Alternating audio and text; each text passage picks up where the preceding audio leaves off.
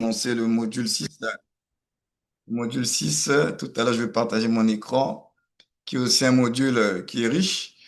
Nous allons aborder certains sujets et apporter de l'équilibre. Vous savez, le but de notre formation, ce n'est pas forcément d'apporter de nouvelles révélations, mais c'est d'apporter un certain équilibre par rapport à ce qui se dit, ce qui se fait, et à la lumière de la parole de Dieu.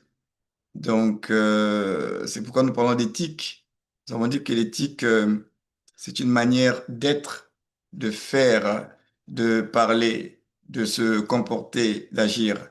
Et le modèle du croyant et de celui qui veut servir, c'est Christ. Jésus est le modèle. Il n'est pas venu juste sur la terre pour mourir sur la croix, mais il est venu aussi sur la terre en tant que Fils de Dieu pour montrer justement comment doivent vivre les fils de Dieu.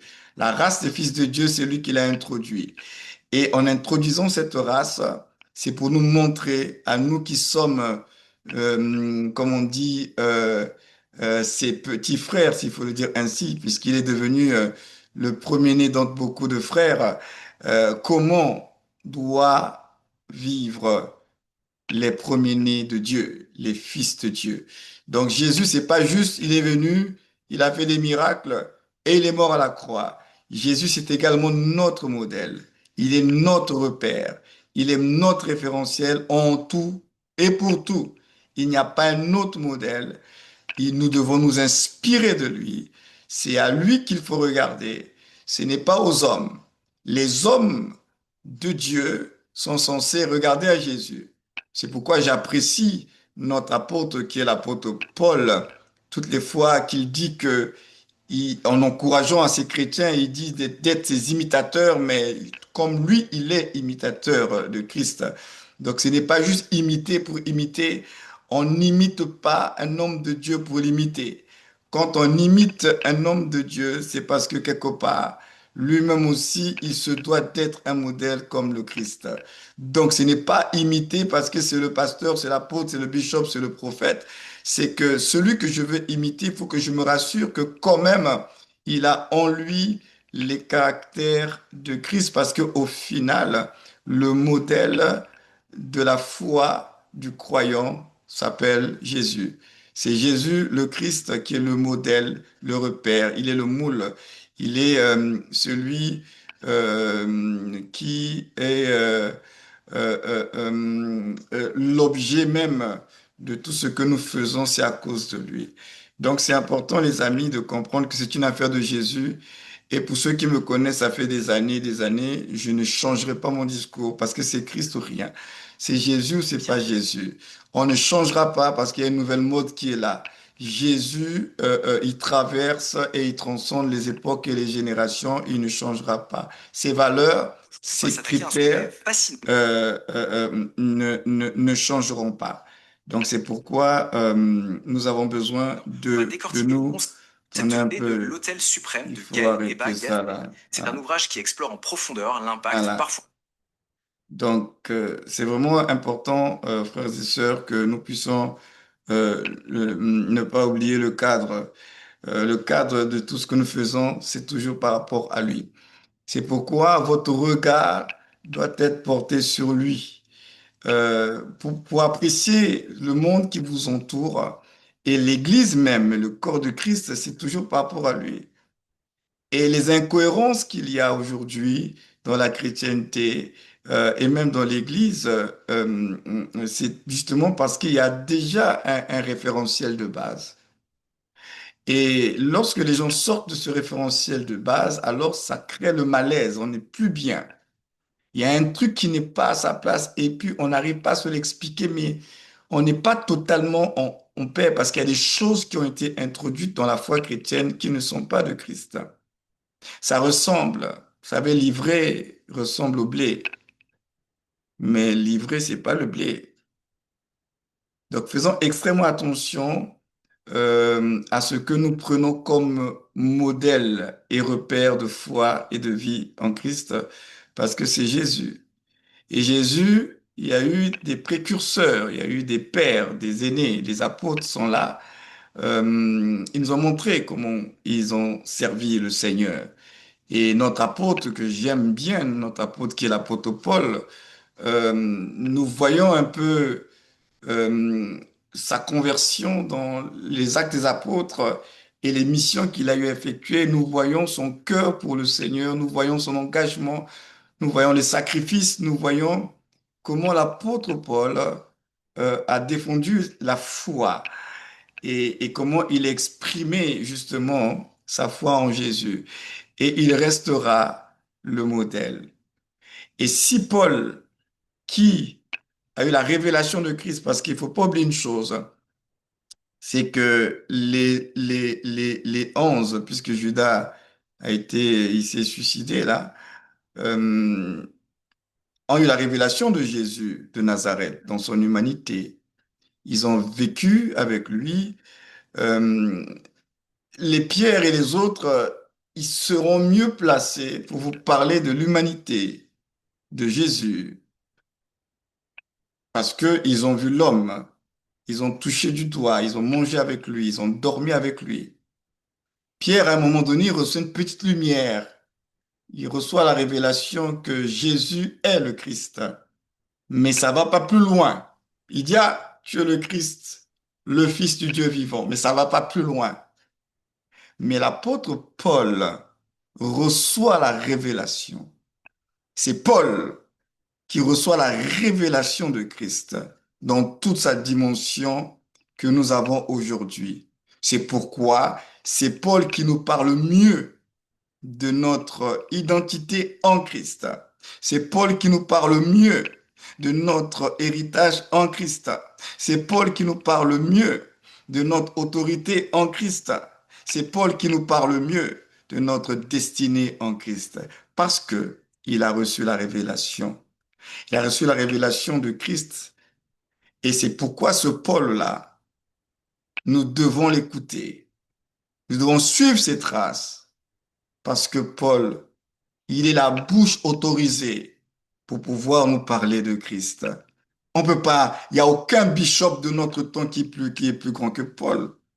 Il n'y a aucun de nos pasteurs de notre génération qui soit plus grand que l'apôtre Paul, quand même, soyons sérieux. Mais Paul, l'apôtre de Dieu, a vécu d'une certaine façon. Il n'a pas vu Jésus physiquement, mais la révélation qu'il a eue de Christ lui a permis de manifester extérieurement, finalement, le caractère de celui qui n'a pas vu physiquement comme les pierres, mais il a manifesté le caractère et la vie à cause de la révélation qu'il avait de lui. Donc, ça restera toujours le Christ, Jésus, et pas autre chose. Que son nom soit béni ce soir. Et c'est donc avec action de grâce que nous pouvons prier pour ce module 6 de notre Christ Academy. Seigneur, merci pour ce temps que nous allons passer maintenant dans ce module 6. Et nous voulons vraiment que tu puisses, pour que nous puissions capter, saisir l'essentiel de ce que tu veux que nous puissions saisir ce soir. Il y a des hommes et des femmes ce soir qui, depuis que nous sommes ensemble, qui ont fait ce voyage, qui ont fait ce voyage et qui veulent connaître davantage le Seigneur. Et je prie véritable édification de ciel de ce que tu veux qu'ils puissent recevoir, qu'ils le reçoivent pleinement pour la seule gloire de toi, afin que ils soient ces hommes et ces femmes que tu as toujours voulu qu'ils puissent être à l'image de celui qui nous a aimés le premier, ton Fils Jésus. Alors oui, Seigneur, c'est avec action de grâce et dans l'excellence du nom de ton Fils que nous avons prié ce soir et nous pouvons dire Amen. Amen. Alors, je sais que vous voyez une partie de mon écran. Je vais faire en sorte que vous puissiez tout voir. Hum, mais, euh, mais nous bénissons Dieu pour tout ce qu'il fait. J'espère que vous allez bien et que votre semaine a bien commencé. Alléluia. Je ne sais pas si vous voyez, vous voyez tout l'écran maintenant. Faites-moi un signe si vous voyez. Vous le voyez cet écran-là? Oui, c'est visible. D'accord. Voilà. Donc, les amis, ce soir, puisque nous parlons d'éthique, nous sommes en train de parler à des personnes qui servent Dieu et qui aspirent, des personnes qui servent Dieu et qui aspirent au service. Nous allons parler dans ce module 6 qui traite sur le ministère et l'onction. Comme je vous l'avais dit, nous allons pas être dans trop de théologie. Nous allons être dans quelque chose de très, très pratico-pratique et pour que vous compreniez l'essentiel du sujet. Euh, alors,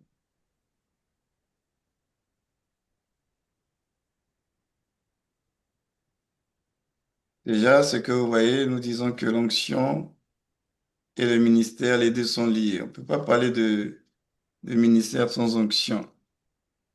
Et on ne peut pas parler d'onction sans le ministère. En fait, ils sont liés. Ils sont interconnectés. Parce que l'onction, il sert au ministère. Le ministère a besoin d'onction. C'est comme vous êtes dans la vie de tous les jours, un ministère d'un gouvernement, là, sur le plan politique. Vous ne pouvez pas donner à quelqu'un un ministère et puis ne pas lui donner le portefeuille qui est rattaché à ce ministère. Vous ne pouvez pas donner à quelqu'un un ministère et puis ne pas lui donner tout le pouvoir qui est rattaché au ministère. Donc, c'est les deux, déjà, vous devez savoir, c'est que l'onction et le ministère, ils sont liés.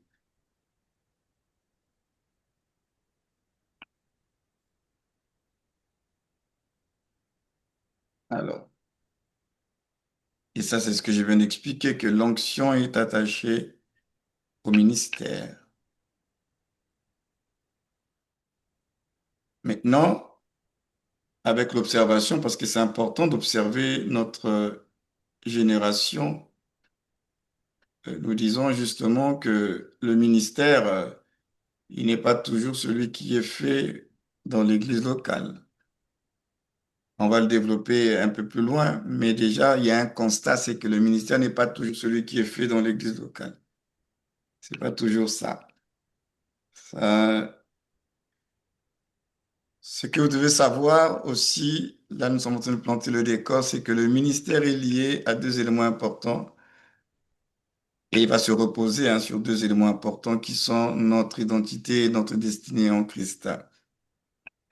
Le ministère est lié à votre identité et à votre destinée en Christ.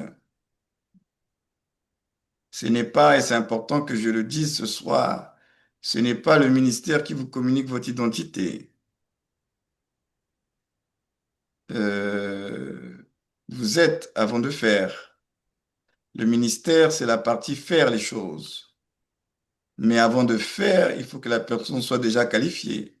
Mhm, Avant de faire, il faut que la personne ait déjà reçu des habilitations. mhm. Donc l'identité précède le faire. Donc le ministère est lié à la question d'identité et de votre destinée. Donc le service est lié euh, justement à la vision de base que le promoteur, le créateur, l'inventeur avait. Parce que l'inventeur d'une chose a déjà fixé le but. Donc, quand quelqu'un a pensé, réfléchi dans la fabrication, mais dans la création d'un objet quelconque, il n'a pas que pensé à concevoir une chose, à la matérialiser, mais cette chose matérialisée, elle doit jouer un rôle. Elle doit être utilisée dans un contexte bien spécifique. Donc, l'utilisation de ce qui a été conçu en amont, c'est ce qu'on appelle le ministère de service. Donc, ce qu'il va faire, c'est à cause d'une identité. C'est parce que je suis que je fais. Et ça, c'est important que nous le comprenions.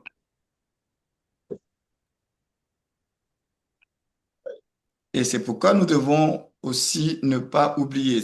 Tout à l'heure, on a dit que le ministère n'est pas toujours ce que nous vivons au niveau de l'Église locale.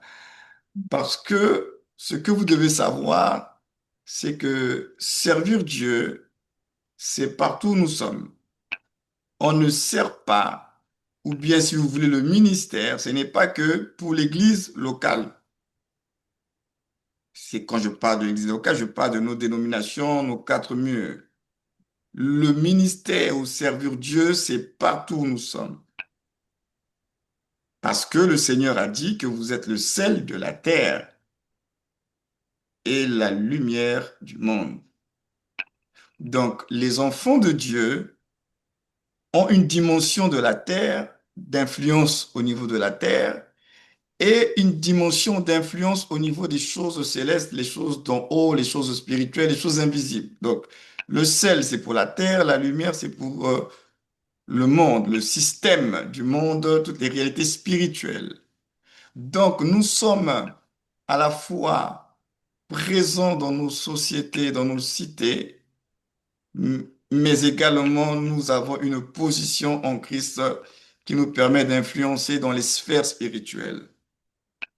Donc, c'est là où vous comprenez que lorsque nous saisissons cette identité de celle de la terre et de lumière du monde, alors vous comprenez qu'on sert donc Dieu partout. Parce que partout où vous êtes, il peut y avoir un besoin spirituel, une intervention, une situation qui va nécessiter votre intervention. Les besoins ne sont pas que concernant l'Église locale et ses programmes et ses activités. De toutes les façons, l'église locale ou nos dénominations, en réalité, ce sont que des centres, hein, un cadre qui nous permet de vivre la communion fraternelle, de nous encourager spirituellement, d'être ressourcés, d'être équipés pour pouvoir repartir dans le champ qui est le monde et le monde qui nous entoure. Donc, on n'est pas des moines, on est des enfants de Dieu. Et la communion fraternelle, c'est ça. Quand on se retrouve, c'est pour s'édifier, se perfectionner, s'équiper, se ressourcer, vivre la fraternité, la communion en vue d'aller impacter le monde, en vue d'être une bénédiction pour le monde, en vue d'influencer le monde qui nous entoure. Or, nous avons concentré nos actions au niveau de l'église locale et indirectement, sans qu'on s'en rende compte, dans la manière de nous comporter. Nous nous comportons comme des sectes, mais des sectes un peu modernes, si on peut utiliser cette expression. On se comporte comme des sectes, alors que l'église de Jésus-Christ devrait comprendre qu'elle doit être acteur. L'église est un acteur de la société et dans la société. C'est pourquoi il a dit, vous êtes le sel de la terre. Il dit, vous n'êtes pas du monde, mais vous êtes quand même dans le monde.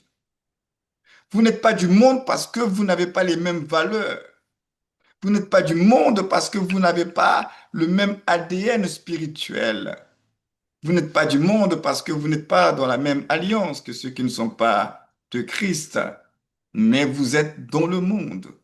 Et pourquoi nous sommes dans le monde?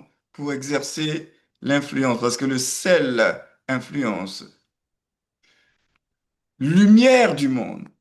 La lumière et le monde, la Bible dit qu'il est sous la puissance de Satan.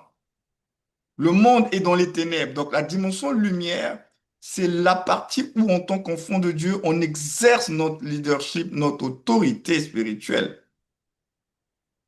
C'est la dimension même de notre intercession où nous pouvons intercéder par rapport à certains systèmes. Donc vous aurez donc compris que en dehors des quatre murs de nos communautés, le chrétien en réalité ne peut pas chômer parce que notre responsabilité, elle va au-delà de nos rassemblements dans nos dénominations. Notre responsabilité, elle est pour la terre et pour le monde. Dans ton quartier, tu es responsable. Dans ton lieu de travail, dans ta famille, tu es responsable. Donc comprenez que ce n'est pas une affaire d'activité que l'on va faire dans notre église locale, c'est une responsabilité. Et puisque nous parlons de ministère et d'onction, j'ai juste balancé ça comme ça là, qu'on va développer par la suite. J'ai dit Jésus le oint. Alors, j'aime bien jouer avec les mots, hein. Jésus le oint. Alors, si Jésus, c'est le oint, alors je suis oint. Tel il est, tel nous sommes. Jésus est le oint, donc le Christos, pour que toi et moi, nous soyons oints. Donc, notre onction vient de lui, le oint. On va le voir. Jésus le oint. Donc, dans la déclaration de la foi et de mon identité, puisqu'on a dit tel qu'il est, tel je suis dans le monde. Alors, Jésus est le Christos, le oint, alors je suis aussi oint. Lui, il est le oint, donc la source. Et nous sommes des oints sortis de cette source-là. Donc, nous bénéficions de lui. Il est le oint pour que toi et moi, nous soyons oints. Alléluia, que son nom soit béni. Alors, il y a des textes que je vais nous inviter à lire et à revisiter aussi. Donc, j'aurai besoin de certains lecteurs ce soir pour partager la lecture de ces textes-là, pour prendre la mesure de la dimension de l'onction, puisque nous parlons de ministère et d'onction. On va lire cela à travers ces textes. Donc, si une personne a trouvé Ésaïe, qu'elle nous lise Ésaïe. Si une autre a trouvé Acte, et comme ça, on va avancer. Ça, ce sont les textes pour soutenir cette affirmation que Jésus est le oint. Et si Jésus est le oint, alors toi et moi, nous sommes oints. C'est pourquoi j'ai dit que nous parlerons d'onction, mais de façon très pratico-pratique, sans être dans une théologie compliquée, mais en nous appuyant sur le Seigneur Jésus. Alors, est-ce qu'on peut nous lire les textes? Ésaïe 61, 1 à 3, c'est ça? Oui. Ok. Alors, l'Esprit du Seigneur, l'Éternel, est sur moi, car l'Éternel m'a oint pour porter de bonnes nouvelles aux malheureux. Il m'a envoyé pour guérir ceux qui ont le cœur brisé, pour proclamer aux captifs la liberté et aux prisonniers la délivrance, pour publier une année de grâce de l'Éternel et un jour de vengeance de notre Dieu, pour consoler tous les affligés, pour accorder aux affligés de Sion, pour leur donner un diadème au lieu de la cendre, une huile de joie au lieu du deuil, un vêtement de louange au lieu d'un esprit abattu, afin qu'on les appelle des térébintes de la justice, une plantation de l'Éternel pour servir à sa gloire. Amen. On peut s'arrêter là. Donc, vous voyez déjà que c'est un texte messianique qui nous parle du Messie, donc du Christ, le oint de Dieu. Et ce oint de Dieu-là, il est le Christ, mais il a quand même été oint, comme vous le voyez dans le texte. Mais il n'a pas été oint, on va le voir plus tard, hein, juste pour être oint. On verra plus tard qu'on est oint pour quelque chose. Lui, il était oint Mais pourquoi il était oint? C'est important parce que comme on aime bien aujourd'hui, on est une génération qui aime bien l'onction, la puissance et tout ça là. Mais vous devez savoir que l'onction et la puissance, dans ce comment Dieu il a conçu les choses, ce n'est pas pour un individu, pour la gloire d'un individu et pour que cet individu en fasse usage comme il veut et que, comme j'aime souvent utiliser cette image, punir les gens du quartier. Donc, Dieu t'a pas donné l'onction pour aller punir les gens du quartier, pour dire que tu es un serviteur de Dieu, tu es oint et que Dieu est avec toi. Non, non, non, non, ça n'a rien à voir. Donc, c'est bien important de savoir que l'onction de Dieu, ce n'est pas pour toi. Ce Mm. n'est pas pour toi. Ce Mm. n'est pas pour toi. Mm. Tu reçois quelque chose, mais il y a un but à cela. Donc, Esaïe, déjà, on va pas tout le développer, mais déjà nous dit, lui-même, il le dit, Jésus, il a été oint. Mm. L'Esprit du Seigneur est sur moi. Il m'a oint pour. Alors, Acte 10, 38, est-ce qu'on peut nous lire cela? Je lis la parole de Dieu dans Acte 10, 38. Amen. Vous savez comment Dieu a oint du Saint-Esprit et de force Jésus de Nazareth, qui allait de lieu en lieu faisant du bien et guérissant tous ceux qui étaient sous l'empire du diable, car Dieu était avec lui. Amen. Amen. Vous avez entendu. Dieu a oint du Saint-Esprit, Jésus de Nazareth. Pas juste parce qu'il fallait qu'il soit oint. Là encore, vous voyez qu'il était oint pour. C'est pour. C'est pas lui qui avait un problème. Mais son onction, j'anticipe même parce que je dirai par la suite, son onction a été donnée pour résoudre des problèmes Mm. des autres, pas ses problèmes à lui, Mm. pour résoudre le problème des autres. Amen. Donc, c'est pas pour toi, mais c'est pour les autres. Alors, acte 1, 8 et puis 1 Jean 4, 17. Je lis la parole de Dieu. Amen. Mais vous recevez une puissance, le Saint-Esprit survenant sur vous, et vous serez mes témoins à Jérusalem, dans toute la Judée, dans la Samarie et jusqu'aux extrémités de la terre. Amen. Amen. Alors, Jésus, puisque c'est aussi un texte important que j'ouvre une grande parenthèse par rapport à ce passage-là, euh, les disciples n'ont pas reçu le Saint-Esprit à la Pentecôte. Parce que souvent, dans les abus de langage, nous disons qu'ils ont reçu l'Esprit à la Pentecôte et que ce texte-là est en train de dire qu'ils vont recevoir l'Esprit. Le texte n'est pas en train de dire que vous allez recevoir le Saint-Esprit. C'est parce que dit le texte. Le texte ne dit pas que vous allez recevoir le Saint-Esprit. Mhm. Le texte dit que vous recevrez une puissance. Amen. Virgule. Vous recevrez une puissance et on nous dit le Saint-Esprit survenant sur vous. Donc, on est déjà en train de nous dire d'où viendra cette puissance. Le Saint-Esprit n'est pas la puissance. Le Saint-Esprit est celui qui donne la puissance. Donc, ce qu'ils reçoivent à la Pentecôte, ce n'est pas le Saint-Esprit. Ils reçoivent la puissance du Saint-Esprit. Parce que avant la Pentecôte, le Seigneur Jésus a soufflé sur eux. Il a dit recevez le Saint-Esprit. Il n'a pas dit recevez la puissance. Il a dit recevez le Saint-Esprit. Parce qu'il fallait bien qu'ils naissent de nouveau. Il fallait bien qu'une opération spirituelle se fasse. Donc la Bible dit quoi? Il a soufflé sur eux. Donc en soufflant sur eux là, il a fait une opération spirituelle qui a régénéré leur esprit. Parce que avant que Jésus souffle sur eux là, ils n'étaient pas capables de vivre en dehors de quand il leur a donné l'autorité déléguée. Mais si on doit réfléchir un peu, les amis, admettons qu'ils n'ont pas reçu le Saint-Esprit. Comment pouvaient-ils prier pendant 10 jours non-stop? D'où leur venait l'énergie et l'inspiration de prier pendant plus de 9 jours, je préfère le dire ainsi, parce que Pentecôte, c'est le 10e jour. Mm. Pendant 9 jours, là, ils priaient, là. Qui leur donnait la force de prier? Parce que pour prier comme ça, là, pendant 9 jours, là, enfermés dans la chambre haute, là, c'était sous quelle impulsion? Avec la force de qui? S'ils n'avaient pas le Saint-Esprit, ils allaient prier comment?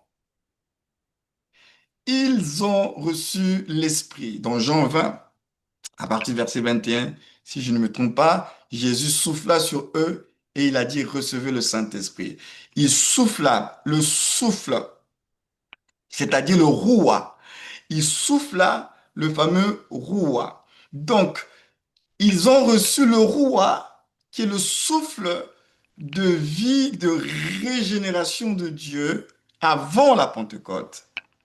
Mais vous allez remarquer, les amis, que cette affaire du Saint-Esprit et eux, c'est vraiment une affaire de souffle, tout simplement, parce que à la Pentecôte aussi, il y a eu un autre souffle qui était là. Il y a eu un souffle avant la Pentecôte, qui était le roi. Et il y a eu un autre souffle, cette fois-ci, à la Pentecôte, qui est le dunamis. Donc, dunamis, c'est le vent impétueux, symbole de la puissance, qui allait leur permettre de justement d'être des témoins de Jésus, efficaces par rapport à la grande commission. Mais le roi qu'ils ont reçu avant la Pentecôte, là, c'était pour régénérer leur esprit, pour qu'ils soient véritablement des enfants de Dieu dans l'esprit régénéré. Donc, il a régénéré leur esprit par le roux en soufflant sur eux. Et à la Pentecôte, il a envoyé le vent impétueux de l'esprit pour qu'ils reçoivent le dunamis. Donc, dans le Saint-Esprit, il y a plusieurs opérations. Il y a la régénération de l'esprit de Dieu à notre esprit qui était mort. Mais il y a aussi l'équipement du Saint-Esprit, donc l'onction du Saint-Esprit par rapport au ministère, par rapport à la mission de Dieu. Et là, c'est là où nous aimons parler de l'onction, de l'onction, de l'onction. Il donne l'onction, la capacité de servir le Seigneur. Il leur permet à ce moment-là de rentrer dans des signes, des prodiges et tout le reste que vous connaissez. Donc, c'est important de savoir, et j'insiste là-dessus, les disciples n'ont pas reçu le Saint-Esprit à la Pentecôte. À la Pentecôte, ils ont reçu la puissance du Saint-Esprit. En d'autres termes, c'est pourquoi la Bible dit l'Esprit survenant, et c'est pourquoi j'ai parlé des différentes opérations du Saint-Esprit tout à l'heure, parce que le Saint-Esprit fait une œuvre à l'intérieur du croyant, mais le Saint-Esprit fait aussi une œuvre à l'extérieur du croyant et sur le croyant. Donc du coup, dans Jean 20, là, ils ont reçu l'Esprit à l'intérieur, il a soufflé à l'intérieur d'eux, dans leur homme intérieur, il y a une régénération qui s'est faite. À la Pentecôte, ce n'était plus une action de l'intérieur, c'était une action de l'extérieur. On dit l'Esprit survenant sur vous. Donc, à la Pentecôte, on parle du revêtement. Ils ont reçu le revêtement de l'Esprit à la Pentecôte. Ils ont reçu le revêtement de puissance dans un objectif, encore une fois, nous l'avons dit tout à l'heure. L'onction, ce n'est pas juste l'onction pour l'onction. L'objectif de ce qu'ils ont reçu à la Pentecôte, c'était pour qu'ils soient des témoins. C'est pourquoi Jésus leur a dit, vous recevrez une puissance, virgule, le Saint-Esprit survenant sur vous, et vous serez mes témoins à Jérusalem, donc toute la Judée, dans la Samarie et jusqu'aux extrémités de la terre. Donc ce revêtement de puissance-là, c'est pour faire d'eux des témoins efficaces de Jésus-Christ à travers les nations. Donc ils ont reçu le revêtement pour être des témoins efficaces. Mais ce revêtement-là, ils l'ont reçu après avoir été régénérés dans leur esprit, dans leur homme intérieur, avant la Pentecôte, parce que Jésus a soufflé sur eux. Et ça, c'est important que nous le comprenions. D'ailleurs, ce serait même intéressant que nous puissions le lire dans Jean 20, à partir du verset 21. Si quelqu'un peut lire Jean 20, à partir du verset 21 à 22, pour confirmer ce que je suis en train de dire, parce que vous serez dit, mais l'apôtre nous dit des choses, non, il nous a cité un texte, mais le texte en question, on ne le voit pas. Le texte est dans Jean 20, 21 à 22. Je lis la parole de Dieu dans Jean 20, 21 à 22. Amen, amen. Jésus leur dit de nouveau, la paix soit avec vous, comme le Père m'a envoyé, moi aussi je vous envoie. Après ces paroles, il souffla sur eux et leur dit, recevez le Saint-Esprit. Amen. Amen. Vous voyez, entre-temps, il souffle sur eux, dit recevez le Saint-Esprit. Il ne parle pas de quelque chose de futur, hein. Ça se passe maintenant. Il dit recevez le Saint-Esprit, donc c'est maintenant. Ce n'est pas un événement qui doit attendre, hein. C'est maintenant. Recevez le Saint-Esprit. Mais entre-temps, il dit quoi? Il dit que, comme le Père m'a envoyé, moi aussi je vous envoie. Mais je ne peux pas vous envoyer sans l'Esprit et la puissance de l'Esprit. Vous avez besoin de l'Esprit et de sa puissance. Donc, ils reçoivent l'Esprit pour la régénération de leur esprit. Et à la Pentecôte, donc 10 jours après l'ascension de Jésus, ils vont recevoir le revêtement. Parce que les amis, pour pouvoir prier pendant 9 jours, même nous-mêmes, là, pour prier 1 heure, là, c'est compliqué. Ils ont tenu pendant 9 jours de prière non-stop, une retraite de 9 jours dans la prière. L'énergie qu'ils avaient là, ça venait de qui? S'il n'y a que le Saint-Esprit qui pouvait leur donner la force de prier aussi longtemps, hein. On n'a pas dit qu'ils étaient là, genre colonie de vacances, en attendant la promesse du Père, et puis ils étaient en train de mener grande et bonne vie. Non, non, non, ils étaient en prière. Ils priaient. Mais ils priaient là par la puissance de quel esprit? Qu'est-ce qui leur donnait la force de tenir aussi longtemps? Ils ont tenu 9 jours, puisque le 10e jour c'était Pentecôte là. Mais déjà les 9 jours, même une semaine de prière non-stop dans la chambre, oh, ça ne pouvait se faire que par le Saint-Esprit. Par le Saint-Esprit. Prier comme ça, là, sans le Saint-Esprit, ils ne tiendront pas. Donc vous comprenez que c'est une affaire du Saint-Esprit, mais le Saint-Esprit, il a plusieurs opérations. Alors nous allons, 1 Jean plutôt, on termine par 1 Jean 4, voilà, 1 Jean 4, 17. Je lis la parole de Dieu.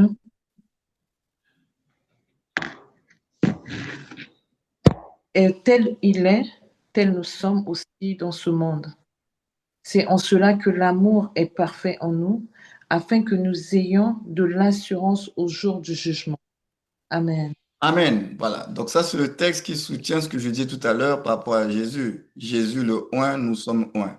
Tel il est, tel nous sommes dans le monde. Il est oint, nous sommes oint. Parce que lui, il est oint. N'oubliez jamais ce que j'ai eu à vous dire déjà lors d'un message sur le mystère du grand je suis. Tu ne pourras jamais dire je suis si le grand je suis n'a pas dit tu es. Donc en réalité, c'est lui qui définit et qui nous communique notre identité. Nous sommes ce que nous sommes à cause de sa grâce. Et c'est lui qui dit que tu es ceci à cause de moi. Nous sommes sortis de Dieu et nous sommes à l'image du Fils. Alors, en matière d'onction, c'est important que vous compreniez aussi cela, que souvent nous manifestons l'onction de Dieu, mais sans nous en rendre compte. En d'autres termes, ce que je suis en train de dire, c'est que la manifestation de l'onction n'est pas toujours intentionnelle. Ce n'est pas toujours quelque chose de calculé. Ce n'est pas toujours quelque chose où il faut que je me concentre. Il y a des gens qui ont été oints de Dieu et qui manifestent l'onction de Dieu, mais dans leur naturel. C'est-à-dire que lui-même qui a été oint, il ne réfléchit pas comment il va opérer parce que ça fait maintenant partie de son naturel. Il ne réfléchit pas comment je vais me concentrer pour manifester l'onction. Parce que il y a des grâces que nous avons reçues de Dieu qui se manifestent naturelles et qui font partie de notre naturel. Et tellement c'est devenu naturel en nous que nous ne voyons plus dans ce naturel-là l'extraordinaire divin. Parce que c'est devenu naturel. Pour nous, c'est quelque chose de normal. Mais alors que pour d'autres personnes, ce que toi tu appelles normalité là, c'est énorme pour ces personnes-là. Donc, cette manifestation d'onction qui intervient dans votre quotidien, dans votre naturel, ce n'est pas quelque chose où tu t'assois pour dire, bon, aujourd'hui, je vais manifester ça. Je vais aller en prière, en retraite pour manifester ça. C'est quelque chose, en fait, qui va s'activer, on le verra plus tard, qui va s'activer tout seul et qui va se mélanger à ton naturel, comme cette huile qui devait se mélanger à la pâte du pain. Dieu voulait que les pâtes soient toujours mélangées avec l'huile. C'était une image, hein, du Saint-Esprit et nous, il y a ce mélange-là. Et sans oublier que la Bible dit que nous sommes devenus une même plante avec lui et nous partageons les pensées de Dieu parce que nous sommes devenus un même esprit, hein. Donc, il y a des choses que nous allons manifester naturellement parce que nous sommes devenus un même esprit et que dans notre esprit, nous avons la pensée de Christ. Mais ça, c'est des choses que nous reviendrons là-dessus. Donc, nous pouvons manifester cela sans nous en rendre compte. Je dis que c'est très important. On va peut-être y revenir avec un peu plus de détails. Là, j'ai voulu quand même faire un grand nota bene parce que vous, les chrétiens de cette génération, vous pensez que Dieu n'a que des attributs de puissance. Lorsque nous parlons de la divinité, il n'y a pas que la puissance. Dieu, ce qui fait que Dieu soit Dieu, ce n'est pas que la puissance. Dieu a aussi ce qu'on appelle des attributs moraux. Or, nous avons été formatés à voir Dieu que d'un seul angle, c'est-à-dire que dans la dimension de puissance et du surnaturel, extraordinaire, spectaculaire. Mais ce que nous n'avons pas pris le temps de prendre conscience, c'est que Dieu, quand nous parlons des attributs divins, les attributs divins ne sont pas que des attributs de puissance. Il y a aussi des attributs d'ordre moral qui sont propres à Dieu seul et qu'il communique à ses enfants. Et ces attributs moraux-là, le diable ne pourra pas dupliquer cela. C'est là que vous allez vous rendre compte que, au final, les attributs de puissance et les attributs moraux de Dieu, Satan peut faire une contrefaçon, mais ce qui est du diable ne perdure pas dans le temps.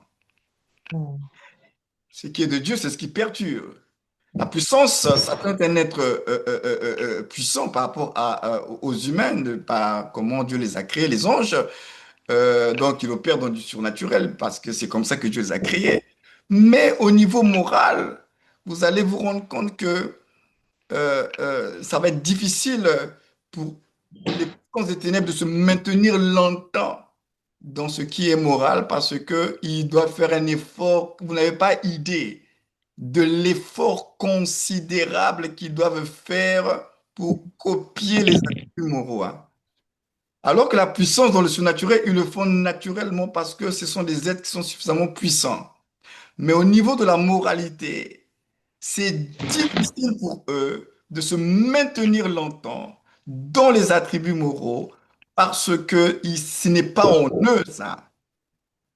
Ce qui fait qu'à un moment donné, après, paf, le masque va tomber, le vrai visage va se révéler. Ah bon, donc il était comme ça, elle était comme cela. Ben oui, mais parce que ces attributs moraux-là, si ce n'est pas une œuvre du Saint-Esprit dans la vie de la personne, on ne pourra pas manifester le fruit moral qui vient de Dieu. Et ça, c'est important, ce que je suis en train de dire. Ne restez pas focalisé que sur la puissance.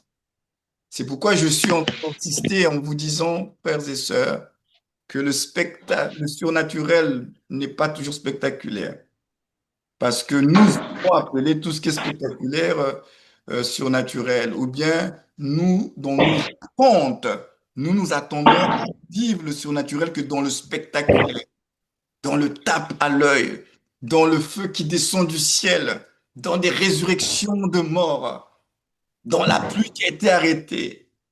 Frères et sœurs, si ce ne sont que ces actes surnaturels-là, mais comme je vous l'ai dit, les puissances des ténèbres font du surnaturel, spectaculaire aussi. Pour nous qui sommes un peu de l'Afrique centrale, il y a des peuples, hein, il y a des tribus hein, où les gens arrêtent la pluie, hein. Ils arrêtent la pluie. C'est spectaculaire et c'est surnaturel. La pluie tombe, ils font leurs histoires et puis la pluie s'arrête. C'est des choses qui existent, non? C'est du spectaculaire, c'est du surnaturel, spectaculaire. Donc, la mesure d'appréciation du divin, frères et sœurs, ne doit pas être que dans le surnaturel spectaculaire, hein. Parce que si ce n'est que ça, l'ennemi, hein, il le fait très bien. On n'a pas besoin d'être en Christ pour vivre le surnaturel et spectaculaire. Il y a des gens qui ne sont pas en Christ et qui le vivent. Donc, si votre assurance du divin vous ne reposez que sur le surnaturel et spectaculaire, vous allez facilement être trompé par l'ennemi. Parce que si ce n'est que ça, là, Satan, il est champion, il a même plus qu'un master dans le domaine. Mais ce qui est moral, c'est pourquoi la Bible dit, vous les reconnaîtrez à leurs fruits. On n'a pas dit à l'expression des dons et de la puissance, hein, parce que Dieu sait, ça, tout le monde peut produire. Mais le fruit, là, qui est lié au caractère, qui touche les attributs moraux de Dieu, là, ce n'est pas n'importe qui peut produire, si ce n'est que le Saint-Esprit, hein. Ah oui, il n'y a que le Saint-Esprit qui peut produire cela. Parce que c'est ce qui va apporter l'équilibre dans la gestion du surnaturel spectaculaire divin. Le surnaturel spectaculaire de Dieu est équilibré avec les attributs moraux de Dieu, donc le fruit de l'Esprit, hein. Ça apporte de l'équilibre. Ce qui fait que celui qui manifeste le surnaturel divin, c'est accompagné par les attributs moraux de Dieu. Hein? Il y a de l'humilité, il y a de la patience, il y a de la bonté, il y a de l'amour, il n'est pas centré sur lui-même. Vous voyez qu'il y a de l'équilibre qui est là. Mais quand c'est pas de Dieu là, c'est centré que sur la personne, l'homme. Moi et moi. C'est ça le problème. Donc, ne vous laissez pas séduire par le surnaturel et surtout le surnaturel spectaculaire. Parce que ce n'est pas le seul signe ou bien ce n'est pas le moyen d'approbation divin que ce qui est en train de se passer là, ça vient de Dieu. Et ça, il nous faut avoir du discernement des esprits. Il faut du discernement. Surtout les temps que nous vivons actuellement là. Il nous faut beaucoup de discernement, hein, des esprits, hein. Parce que les esprits de séduction sont déjà en train d'agir sur la terre, hein. Ils sont déjà en train d'opérer, hein. Et la Bible dit quoi? Votre Bible dit qu'ils feront des miracles, mais par la puissance de Satan. La Bible dit qu'ils feront des miracles. Ils feront des grandes choses, mais par la puissance de Satan. Donc, c'est pour vous dire que ne restez pas focalisés que sur le surnaturel, parce que le surnaturel n'est pas toujours spectaculaire. Le surnaturel divin peut être très silencieux, très calme, peut impacter. Une chose est certaine, hein, c'est que le surnaturel divin a toujours de l'impact, hein. Mais nous, il y a l'impact qui est spectaculaire et puis il y a l'impact qui n'est pas spectaculaire. Il y a des gens, par exemple, qui sont touchés par Dieu, sans forcément, je prends le cas pendant nos rassemblements, dans un culte, par exemple, quelqu'un peut être touché par la puissance de Dieu, sans forcément sauter, tomber par terre et rouler. Il est touché dans son fort intérieur, des chamboulements se passent à l'intérieur de lui, des bouleversements, et du jour au lendemain, il y a quelque chose qui s'est passé dans sa vie, et puis il fait volte-face, une bonne repentance, et puis sa vie a changé. Or, nous, on veut seulement voir les gens tomber par terre, rouler et crier. Et là, on dit, ah, il y avait la puissance, il y avait l'onction, on va filmer, on met ça sur les réseaux sociaux. Mais le spectaculaire, là, c'est pas toujours que Dieu est là. Il y a des gens qui sont vraiment visités par le surnaturel de Dieu, mais dans le silence, sans que ça fasse beaucoup de bruit, hein. La personne est impactée, touchée, remplie du Saint-Esprit. Et là, j'aimerais le dire encore, les amis, être rempli du Saint-Esprit, c'est pas forcément faire du bruit. Il y a des gens qui sont remplis du Saint-Esprit, mais silencieusement. Et vous voyez seulement les fruits de l'Esprit dans leur quotidien.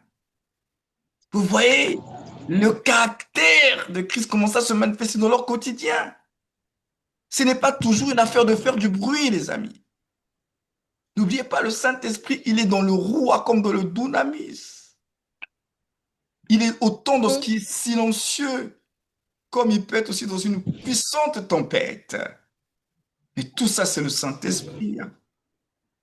Élie, quand nous prenons l'exemple du prophète Élie, Élie a puissamment travaillé avec l'Esprit de Dieu, dans la puissance, dans le feu, dans le surnaturel spectaculaire. Et puis à un moment donné, Dieu va lui donner une autre révélation de lui, que le divin surnaturel n'est pas que dans le spectaculaire. Et là, tonnerres, des vents, les rochers vont se fondre. Et tu es habitué à cela.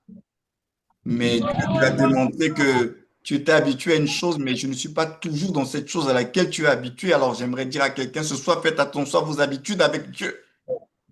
C'est pas parce que vous avez vécu des expériences avec Dieu d'une certaine façon que Dieu va toujours fonctionner comme ça avec vous. Amen. Parce qu'il est libre.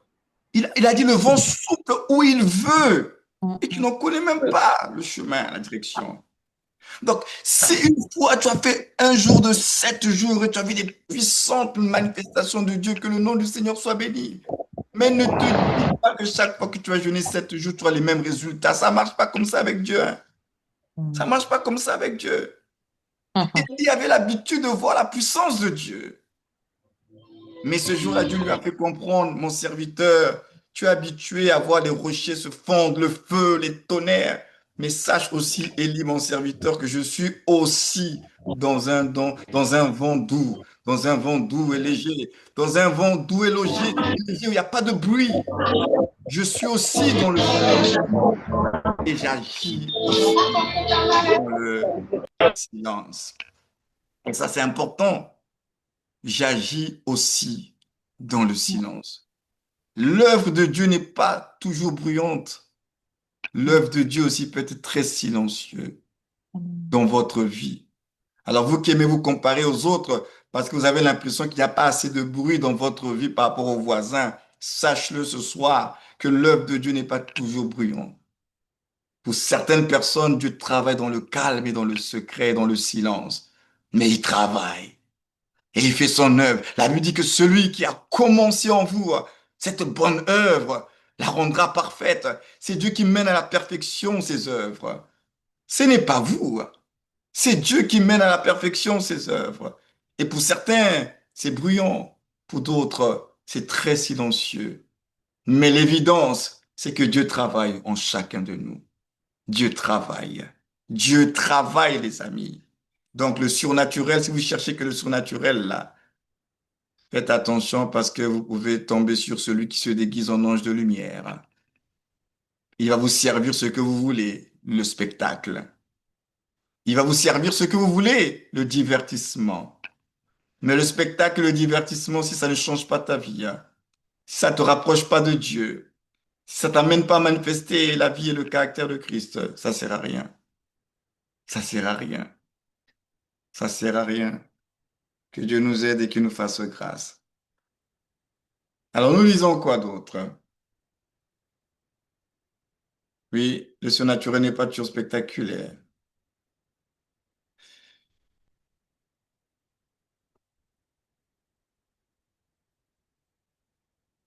C'est pourquoi, en insistant par rapport à ce que j'ai dit tout à l'heure, je dis que la manifestation du fruit de l'esprit n'est pas toujours spectaculaire. De toutes les façons, je vais vous le démontrer ce soir de façon très simple. Allons dans Galates. Allons dans Galates 5 pour voir le fruit de l'esprit. Allons-y voir les fruits en question. Et vous allez me dire si ce qu'on va lire ce soir-là, c'est du spectaculaire. Allons-y dans Galates, hein, si quelqu'un a trouvé. C'est un texte que nous connaissons pour la plupart d'entre nous. Galates chapitre 5, hein, à partir du verset 22. On nous parle le fruit de l'esprit. Et je lis la parole de Dieu dans Galates 5, 22. Mais le fruit de l'esprit, c'est l'amour, la joie, la paix, la patience, la bonté, la bénignité, la fidélité, la douceur, la tempérance. On va s'arrêter là. Quand vous lisez le fruit de l'esprit là, avec le langage d'aujourd'hui là, il n'y a rien de spectaculaire là, hein. Oui. Du moins, il n'y a rien de spectaculaire. Ce sont des choses, comme on dit, des choses banales, hein. On va dire, oh, mais quoi, le fruit de l'esprit là, non, on s'attendait à autre chose. Mais là, on nous dit non, c'est l'amour, la joie, la paix, la patience, la bonté, la bénignité, la fidélité, la douceur, la tempérance. Oh, comment? Mais c'est le fruit de l'esprit. Ce que nous venons de lire là n'est pas spectaculaire, mais je peux vous dire que c'est du surnaturel. Amen. Et comme nous n'avons pas vu le surnaturel dans ça, parce qu'on trouve que c'est banal, mais je peux vous assurer que manifester l'amour, si ce n'est pas une œuvre de l'esprit, ça va être difficile, hein? Amen. Aimer là. On dit faut aimer ton ennemi, aimer ton prochain là. Si ce n'est pas l'œuvre de l'esprit, tu ne pourras pas le faire. Donc, si tu arrives à le faire, ça veut dire que c'est quelque chose de surnaturel. C'est pas naturel d'aimer et de prier pour tes ennemis et tes oppresseurs, hein. C'est pas naturel, hein. La joie là, avec tout ce qui se passe dans notre quotidien, les réalités, la joie là, la joie de Dieu, hein, de l'esprit là. C'est-à-dire que c'est une joie que tu as, même quand tout va mal, tu manifestes cette joie. Donc on voit les chrétiens là. Des chrétiens, même quand tout va mal, qui ont toujours la joie là. La joie là, qu'ils ont là, c'est pas naturel, hein. C'est une joie qui est surnaturelle. C'est du surnaturel, cette joie-là. C'est pas la joie qui est produite parce que tu as reçu une promotion, hein. Ça, c'est une joie qui n'est qu'une conséquence, oui, parce que tu as reçu une promotion avec des facteurs extérieurs qui ont donné naissance à cette joie. Mais la joie qui est le fruit de l'esprit, le facteur déclencheur de cette joie n'est pas extérieur, il est plutôt à l'intérieur de toi, c'est le Saint-Esprit. Et donc, c'est une joie qui te permet de pouvoir vivre ton quotidien, même quand tu as reçu des mauvaises nouvelles, mais tu as ta joie, tu as ta paix, tu es pour toi patient. Donc, tous ces comportements-là, vous trouvez des chrétiens qui se comportent comme ça, là. Frères et sœurs, c'est du surnaturel qu'ils sont en train de manifester. Amen. Quelqu'un qui, malgré les réalités, les difficultés, les factures, les dettes, machin, il a la paix, il a la joie, il est plus patient, il fait du bien. Ce n'est que du surnaturel parce que naturellement, il ne peut pas produire ça. Et ça, c'est ce que Dieu produit par le Saint-Esprit. Il n'y a rien de spectaculaire, mais ça fait partie du caractère de Dieu.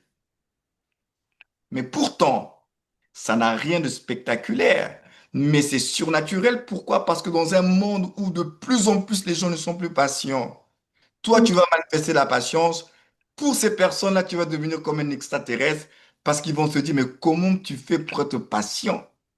Dans un monde où c'est du chacun pour soi, où tout est guidé que par l'intérêt, et que toi, tu aimes même tes ennemis, tu pries pour eux, les gens vont se dire, mais comment tu fais? Dans un monde où les gens s'affolent pour un oui, pour un non. Les gens sont en mode panique pour un oui, pour un non. Et toi, tu réussis à marcher avec la paix de Dieu. Les gens vont se dire, mais comment tu fais pour avoir la paix alors que tout va mal? C'est quelque chose qui est surnaturel pour eux, parce que eux, ils n'y arrivent pas. Et toi, quand tu arrives à manifester cela, tu es en train de manifester quelque chose de surnaturel, mais qui n'est pas spectaculaire, mais qui est surnaturel et qui pousse les gens à se poser des questions. Mais comment tu fais? Parce que ça, il n'y a que le Saint-Esprit qui peut produire cela. C'est pourquoi comprenez que la manifestation du fruit de l'Esprit n'est pas toujours spectaculaire. Mais une chose est certaine, c'est que ce qui est de Dieu est surnaturel. C'est un Amen. surnaturel qui se mélange à notre naturel et nous-mêmes, on ne s'en rend pas compte. Tu es tellement rempli de l'esprit, tu manifestes cette paix, cette joie, cette patience de façon naturelle. Mais alors que ce naturel que tu es en train de manifester, en fait, la source, elle est surnaturelle. C'est l'œuvre du Saint-Esprit en toi. Mais comme ça fait partie de ton naturel, toi-même, tu ne t'en rends même plus compte. C'est pourquoi je disais, il y a des onctions que nous avons. On ne réfléchit pas parce que ça fait partie de nous maintenant. Euh, On ne fait pas un calcul. Je vais me concentrer, je vais aller en retraite pour avoir la paix, pour avoir la joie. Non, ces personnes-là, remplies du Saint-Esprit-là, elles ne font pas le calcul de manifester ça. Ça fait maintenant partie de leur quotidien. Et puis elles, elles s'en rendent même pas compte.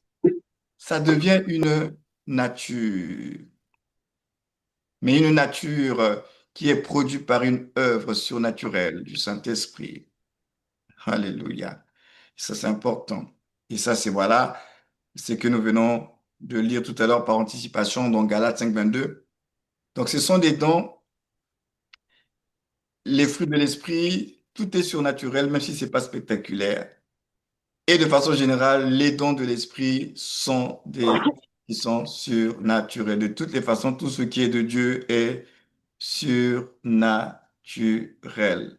C'est-à-dire, quand nous disons surnaturel, pourtant Dieu a créé le naturel, hein, mais en fait, nous sommes en train de dire que c'est surnaturel dans le sens où le naturel ne peut pas le produire si ce n'est pas une intervention divine. Parce que depuis la chute d'Adam, l'humanité a été complètement déboussolée, hein. Ce qui fait que ce qui hier était naturel, aujourd'hui, le naturel d'hier devient surnaturel, dans le sens où on est étonné, mais alors que pour Dieu, ça devait être le naturel. Je vous prends un exemple simple. Tout le monde ne le fait pas. Mais quand vous voyez des personnes dompter ou bien dominer certains animaux là, à votre avis, le pouvoir de dompter là et de dominer les animaux là, ça vient d'où? Parce que n'oubliez pas que Dieu avait donné à l'humanité le pouvoir de dominer sur la création. Lorsque vous voyez des hommes dominer sur la création, dominer sur certains animaux, c'est un pouvoir, c'est quelque chose qui est de Dieu. C'est quelque chose qui est de Dieu. Ils ne se rendent pas compte, hein, mais il y a du divin au plus profond de chacun de nous, hein. Donc les gens manifestent quelque chose de divin, mais ils ne savent pas que c'est le divin. Comment vous allez dompter des animaux là? À vivre au milieu de certains animaux, à vous accoutumer, comment? C'est pas naturel ça, pour le commun de mortels. Mais pour Dieu, c'est ce qui devait être la norme de l'humanité. Donc c'est juste pour dire que ce que nous appelons surnaturel aujourd'hui, en Mhm. réalité, c'est ce qui devait être le naturel de l'humanité. Mais comme il y a eu la chute d'Adam et le désordre qu'il y a eu, ce qui fait qu'il y a certaines personnes qui bénéficient de cela, mais pas tout le monde. Donc vous aurez donc compris que le surnaturel n'est pas toujours spectaculaire et c'est pas toujours le bruit, hein. Alors on a beaucoup parlé du surnaturel d'onction, mais ce serait intéressant de finalement, après avoir planté tout ce décor-là, de définir dans des termes très simples. Mais finalement, c'est quoi l'onction en question là? On a parlé de l'onction, Jésus le oint, nous sommes le oint, mais c'est quoi finalement l'onction en question? Et ça serait bien si quelqu'un pouvait lire cette petite définition que nous avons écrite. Si quelqu'un peut nous lire ce qui est sur l'écran. Je lis ce qui est écrit. Donc, du coup, cette capacité nous est donnée pour glorifier Dieu. Cette D'abord, un, c'est pour glorifier Dieu, hein. Ça nous a pas été donné pour nous-mêmes. Donc, ces éléments sont importants. J'en ai parlé tout à l'heure, mais c'est important de ne pas perdre cela de vue. C'est pour glorifier Dieu. Ensuite, cette capacité pour opérer, cette capacité, non, capacité divine pour opérer au nom du Seigneur dans le visible, réalité terrestre et physique, et l'invisible royaume des ténèbres. voilà. Donc, il nous a oint pour opérer autant sur la terre, mais autant dans les sphères spirituelles, invisibles. Donc, nous avons été oints par Dieu, selon les différentes onctions que chacun a reçues. C'est pour opérer tant dans le visible que dans l'invisible. Donc, l'onction de Dieu n'est pas limitée que à l'invisible. L'onction de Dieu peut avoir été donnée à une personne pour opérer dans le visible, hein. Quelqu'un peut avoir reçu l'onction dans le domaine de la cuisine, hein.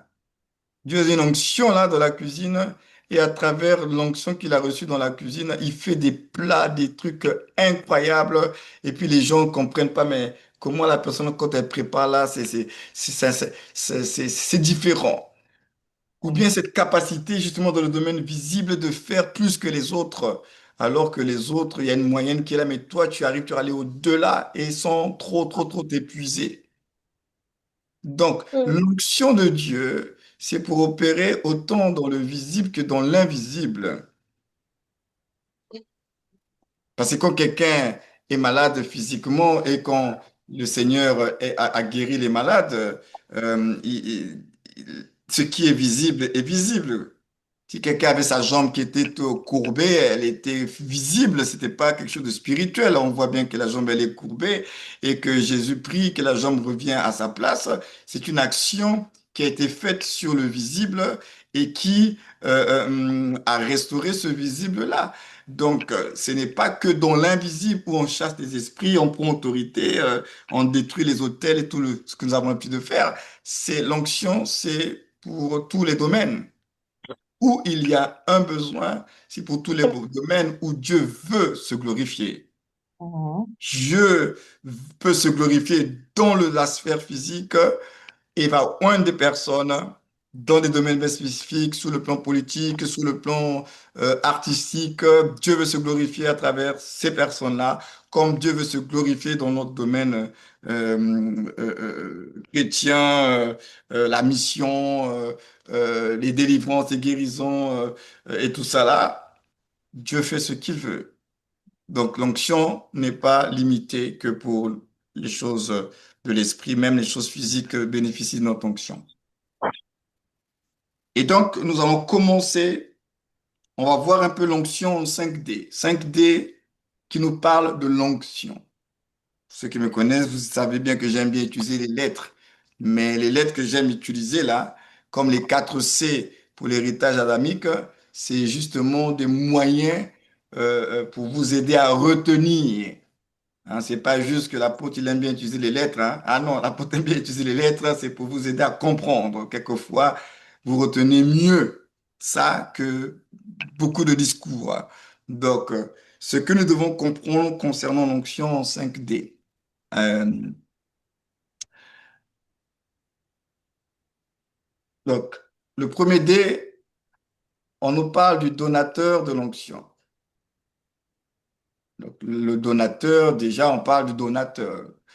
L'onction est un don. On l'a reçu de quelqu'un. Acte 10, 38, on a lu tout à l'heure. On dit, vous savez comment Dieu a oint du Saint-Esprit Jésus de Nazareth qui allait de lieu en lieu. Et dans Acte 2, 38, Acte 2, 38, Pierre leur dit, répentez-vous et que chacun de vous soit baptisé au nom de Jésus-Christ pour le pardon de vos péchés et vous recevrez le don du Saint-Esprit. C'est donné, c'est un don, c'est un don. Mais on va creuser un peu plus. Déjà, vous comprenez, c'est une affaire de don ici. Hein, on ne naît pas avec ça, on le reçoit. Qui dit don dit recevoir. Hein. On donne parce que le but de faire un don, c'est pour que de l'autre côté, on puisse le recevoir. Un don est destiné à être reçu. Sinon, ça n'a pas de sens. Sinon, ce n'est plus un don. Pour que le don ait sa raison d'être, il faut qu'il soit reçu en tant que don. Donc, quand il y a don, il faut qu'il y ait de l'autre côté aussi un récepteur. Il faut qu'il y ait des personnes qui acceptent le don. Alors, et ça, j'aimerais aussi que quelqu'un participe en nous lisant ce qui est écrit sur votre écran. Qu'est-ce que nous disons ici? Le Saint-Esprit est celui qui oint. Avoir le Saint-Esprit, c'est avoir l'onction. Le Saint-Esprit n'est pas l'onction, mais c'est lui qui donne l'onction et la puissance. Le Saint-Esprit est celui qui oint. Le Saint-Esprit n'est pas l'onction. C'est lui qui donne l'onction et la puissance. Quand tout à l'heure on avait parlé de la Pentecôte, hein, il a dit vous recevrez une puissance ou la puissance, le Saint-Esprit survenant sur vous. Donc il est en train de dire que toute la dimension de puissance, c'est le Saint-Esprit. C'est le Saint-Esprit. Donc l'histoire de l'onction là, ça commence avec le Saint-Esprit. Après, on sait que Dieu il a donné le Saint-Esprit au Fils, le Fils a envoyé l'Esprit, mais le Fils est remonté dans la gloire et maintenant il a envoyé l'Esprit. Et l'Esprit de Dieu qui travaille avec l'Église en attendant l'enlèvement, c'est lui maintenant qui équipe l'Église, qui équipe les croyants pour permettre à ce que ces croyants-là puissent accomplir la grande commission et les missions de Dieu. Il est le Paraclétos. Alors, ce Paraclétos, il est le Paraclet, il est le consolateur, c'est le Saint-Esprit. Donc, c'est pourquoi nous insistons, ne confondez pas l'onction et le Saint-Esprit, parce que en matière d'onction, et peut-être ça va choquer certaines personnes ou pas, mais vous devez savoir qu'il n'y a pas que le Saint-Esprit qui donne l'onction, parce que le diable aussi, il a une onction. Lucifer a une onction qu'il donne aussi à ses serviteurs. En matière d'onction, il n'y a pas que le Saint-Esprit. Le Saint-Esprit oint, mais le diable aussi, il oint aussi ses serviteurs. Lucifer oint ses serviteurs. Il a aussi son onction qui transmet, qui communique. Lui, il opère différemment que le Seigneur. C'est pourquoi vous avez remarqué dans certaines familles même africaines, hein, parce que leur onction, c'est le côté un peu négatif, hein, ils font n'importe quoi avec, ils font le mal avec. Hein. Vous avez remarqué que quand quelqu'un avait reçu l'onction là, du royaume des ténèbres, là, avec les alliances qui ont été faites, et quand la personne doit mourir, il faut qu'elle transmette cette onction-là à quelqu'un d'autre. Il faut qu'il y ait une continuité, il faut qu'il y ait un bénéficiaire qui doit continuer à travailler avec l'onction de celui qui va mourir là. Dans beaucoup de nos familles, vous connaissez, dans nos traditions, ça se passe comme cela. Donc là, vous comprenez que c'était un transfert d'onction. Ils transmettent leur héritage, la spirituelle, la chose avec laquelle ils travaillaient là. Il faut transmettre ça à quelqu'un d'autre qui va faire travailler cette chose-là. Donc le diable aussi donne l'onction. Les puissances des ténèbres aussi, ils travaillent avec l'onction. Donc le mot onction n'est pas réservé que à nous, hein. Ce sont des capacités spirituelles. Et le diable aussi, il a l'onction. Et ça, que personne ne vous trompe, hein. Donc, en matière d'onction et de manifestation, il faut se poser la question, qui est l'esprit qui travaille derrière tout ça? Vous regardez dans la Bible, cette femme-là qui avait l'esprit de Python, elle disait des choses vraies, hein. Mais l'esprit qui disait ces choses, entre guillemets, vraies, n'était pas le Saint-Esprit. Et l'apôtre Paul a discerné que ce n'était pas le Saint-Esprit. Alors, il a dû prier. C'est pas parce que quelque chose de vrai est dit que l'esprit qui a dit le vrai, c'est le Saint-Esprit. Je veux le répéter. C'est pas parce que quelque chose de vrai a été dit à ton sujet que l'esprit qui a dit vrai là, c'est le Saint-Esprit. Oui, il a donné ton numéro de téléphone, il a parlé de ton arrière-grand-mère. C'est pas parce que c'est vrai ce qu'il a été dit là que c'est le Saint-Esprit. Jusqu'à donner même la couleur de la chemise que tu as portée avant d'arriver au culte, là, il a dit vrai. Mais c'est pas parce que ça a été, que c'est vrai que c'est le Saint-Esprit. Ah oui, oui, oui. Donc vous, aujourd'hui, vous dites amen à n'importe quoi.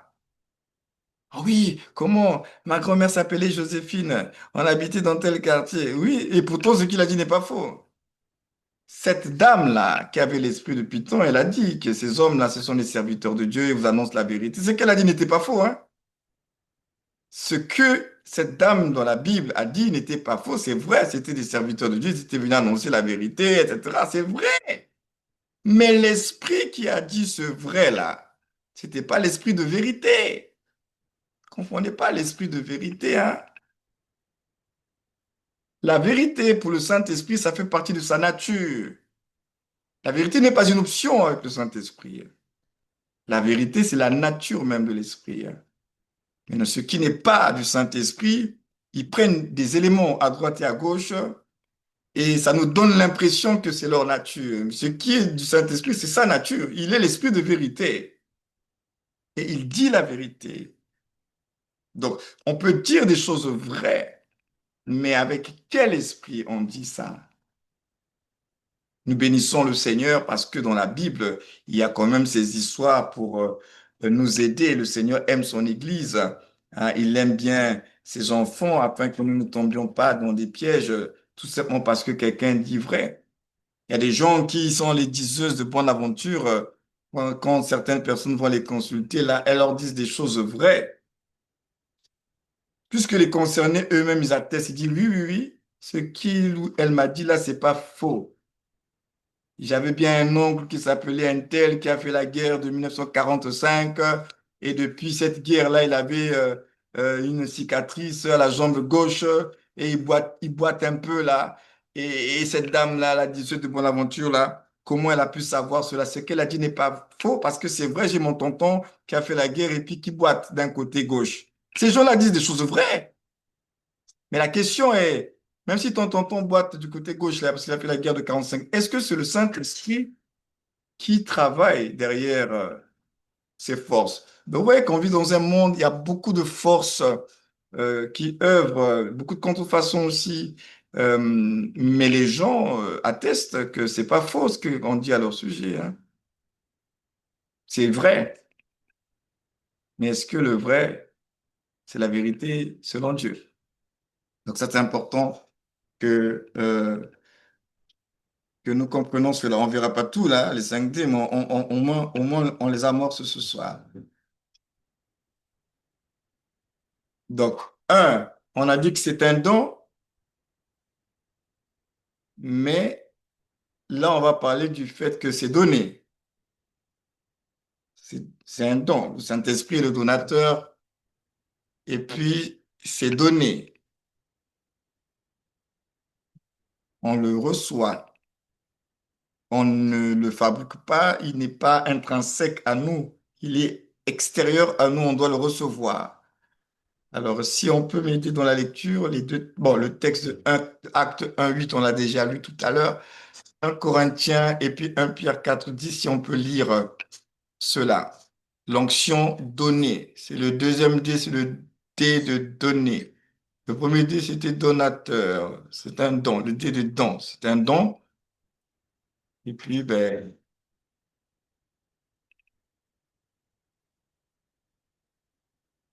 1 Corinthiens 12, verset 11 et 1 Pierre 4, verset 10.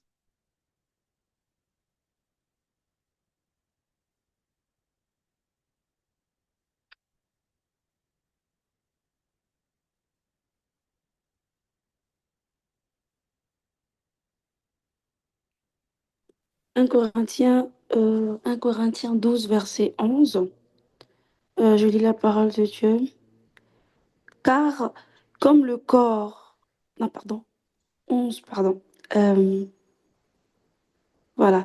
Un seul et même esprit opère toutes ces choses, les distribuant à chacun en particulier comme il veut.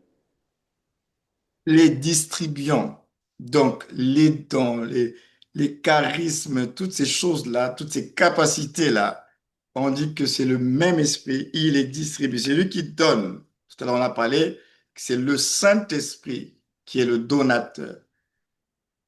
Donc ça vient d'une source qui est le Saint-Esprit et il faut qu'il donne cela.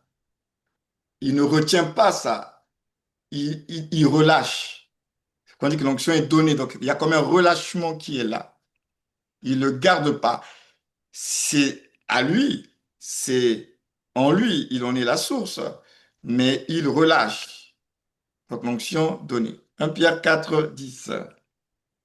1 Pierre 4, 10, je lis la parole de Dieu. Comme de bons dispensateurs des diverses grâces de Dieu, que chacun de vous mette au service des autres le don qu'il a reçu. Voilà. Donc, en matière d'onction, comme on l'a dit, c'est toujours donné. Donc là, dans ce texte, par exemple, on dit on met au service le don. J'ai reçu le don et je le mets au service des autres. Ça, c'est nous dans la dimension des hommes. Maintenant que moi, j'ai reçu l'onction, je le mets au service des autres. Donc, je le donne, je le partage. Donc, j'ai agi pour le bien des autres. Dans la dimension de Dieu et nous, c'est d'abord le Saint-Esprit. Il a l'onction, il nous le donne à nous, à notre bénéfice à nous. Donc l'onction est toujours donnée. Celui qui est la source de l'onction, celui qui est porteur de l'onction, il ne le garde pas pour lui, il doit le communiquer. L'onction donnée, si vous voulez, c'est l'onction communiquée. Et c'est le Saint-Esprit qui fait l'œuvre de cela. L'onction est communiquée. Mais ne perdez pas de vue ce qu'on avait vu tout à l'heure, c'est que c'est communiqué pour un but. Il ne donne pas pour donner. il ne relâche pas pour relâcher. Il ne communique pas les grâces pour les communiquer. Ça a toujours un but. Et le but, c'est bien plus que lui-même. Et c'est ce que nous avons dit tout à l'heure. C'est une question de don. C'est le Saint-Esprit. Le Saint-Esprit est le dispensateur et le distributeur de l'onction. Pourquoi j'insiste, on que ça ne dépend pas de toi et de moi, mais du Saint-Esprit, qui est le dispensateur des grâces. C'est lui qui les donne. C'est là que vous comprenez que cette affaire d'onction de Christ, hein, parce que je vous ai dit que le diable aussi il a son onction, hein. Nous, quand nous parlons d'onction ici, nous parlons de l'onction de Christ. L'onction de Christ, c'est le Saint-Esprit qui est le distributeur, c'est celui qui répand cela dans la vie des croyants et qui bénit l'Église. C'est le travail du Saint-Esprit. Ce n'est pas le travail de quelqu'un d'autre. Alors, suite, hop. Troisième, on a parlé donateur, don, donner, onction donnée, l'onction est destinée. C'est-à-dire que c'est ce que je ne fais que répéter depuis tout à l'heure, c'est orienté. L'onction a une destination. L'onction a un but. L'onction a un objectif bien clair et précis. C'est les textes que nous avons lus tout à l'heure, hein.